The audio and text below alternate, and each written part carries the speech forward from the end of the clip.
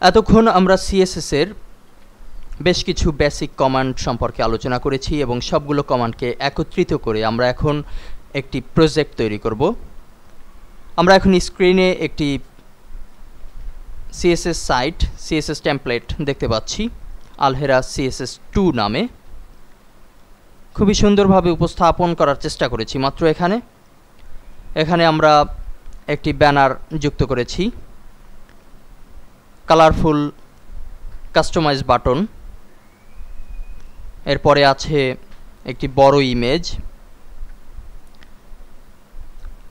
Left content, middle content দুটি নামে content থাকবে এবং রাইট সাইডে থাকবে হচ্ছে video from YouTube, blog roll এই নামে দুটি জিনিস করেছি এবং সর্বশেষে ফুটারের ব্যবস্থা করেছি।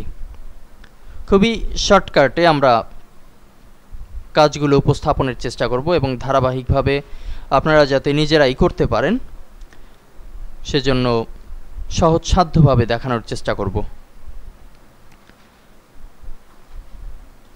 এখানে আমরা চাইলে কিন্তু লেফট কন্টেন্ট আরও বাড়িয়ে দিতে পারি, মিডল কন্টেন্ট আরও বাড়িয়ে দিতে পারি এবং সব কিছুর কালারকে চেঞ্জ করতে পারি, লিঙ্কগুলোকে চেঞ্জ করতে পারি নিজের মতো করে, যদি আমরা সিএসএসকে ওইভাবে জানি। এবং যখনই আমরা সিএসএস এর মাধ্যমে প্রজেক্ট তৈরি করতে যাব, টেমপ্লেট তৈরি করতে যাব, তখন আমরা কিন্তু ইন্টারনালভাবে সিএসএস বিল্ড আপ করব না, আমরা অবশ্যই এক্সটার্নাল সিএসএস বিল্ড আপ করব। তো আসুন এখন আমরা দেখব যে কিভাবে এই প্রজেক্টটি করতে কোন কোন কাজগুলো করা হয়েছে পর্যায়ক্রমে সেগুলো সম্পর্কে আলোচনা করব।